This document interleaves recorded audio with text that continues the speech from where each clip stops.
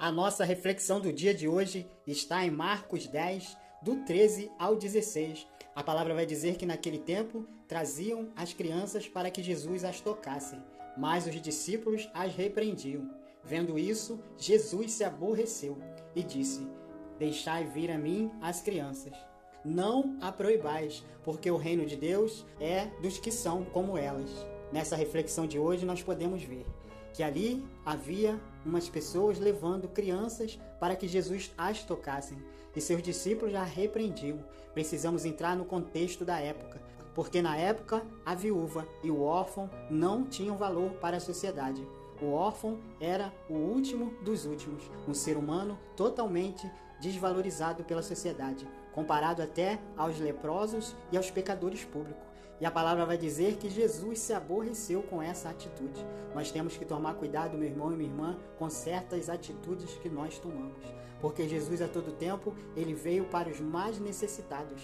E esses mais necessitados, nessa época, era a viúva, os órfãos, os coxos, os aleijados, os leprosos, os pecadores públicos, todos aqueles que precisavam da misericórdia do Senhor. E nesse dia de hoje nós também vemos as nossas crianças sendo desvalorizada, pois querem aprovar o aborto, tirar a vida de uma criança inocente. Mas ainda assim é uma sociedade um pouco diferente, onde a criança também tem seu valor e tem um certo apoio da sociedade e da igreja. E ele continua a dizer: em verdade vos digo, quem não receber o reino de Deus como uma criança não entrará nele. Porque a criança, meu irmão, é pura de coração, tem um coração inocente. A criança, ela crê, a criança tem fé em tudo. Você pode ver quando uma criança está brincando, ela tem fé que aquilo ali está visivelmente diante dela.